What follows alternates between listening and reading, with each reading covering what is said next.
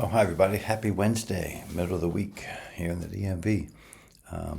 Rainy week, but it's warming up. By Sunday, it's supposed to be 75 degrees. So I think our snow is over. Although I enjoy snow, I also enjoy the warm weather as well. So that's the best thing about our area here. We get a little of everything, as I've said before.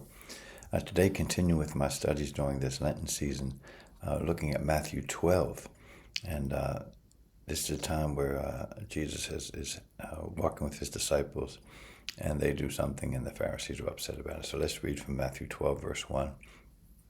At that time, Jesus went through the grain fields on the Sabbath. His disciples were hungry, and they began to pluck heads of grain to eat. But when the Pharisees saw it, they said to him, "Look, your disciples are doing what is not lawful to do on the Sabbath." He said to them, "Have you not read what David did when he was hungry, and those who were with him, how he entered the house of God and ate the bread of presence, which is not lawful for him to eat, nor for those who were with him, but only for the priest? Or have you not read in the law how on the Sabbath the priest in the temple profane the Sabbath and are guiltless? I tell you, something greater than the temple is here. And if you had known what this means, I desire mercy and not sacrifice, you would not have condemned the guiltless. For the Son of Man is Lord of the Sabbath." This is impactful. Right? Here's Jesus walking with his disciples, and they're hungry, and they're walking through a wheat field, and they grab some of the wheat and they eat it.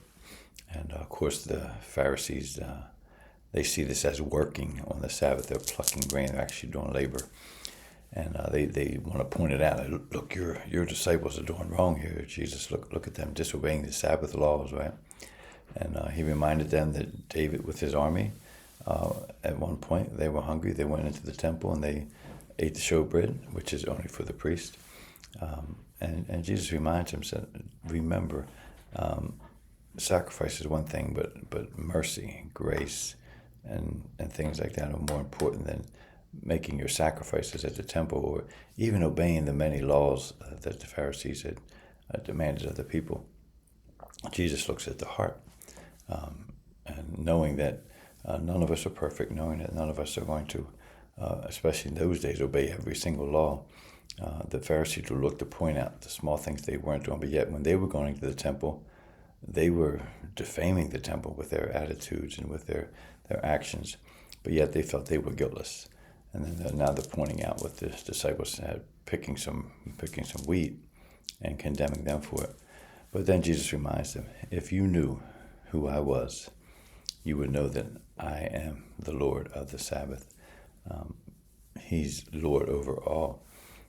He set the laws. He set the Sabbath up from back in the beginning. And we need to be reminded of that all the little things we like to pick out that people are not doing. We need to remember that Jesus is the one who's established our life, establishes grace and mercy, and we need to represent him with other people. We need to look past people's shortcomings and not condemn them for it, but to have grace, show mercy. And we all do that. We all like to find what other people are doing wrong and point it out, and it kind of makes us look better. I'm guilty of that too at times. We like to say, well, I'm doing this, I'm doing that. You should be able to do that as well. And we're not looking in the mirror. So perhaps today we can take a little harder look in the mirror to see that we're not perfect. And then when others fall short, we can give them the same mercy that Christ gave, and move on from it, realizing he is the one in control. He is our ultimate judge. He is our ultimate Lord over everything. We're not Lord over anything. Only God is. And it'll make our life a little better if we can just not look at everyone else's shortcomings, but build each other up. Iron sharpens iron. We sharpen the countenance of one another. So let's look to do that today. Let's build each other up.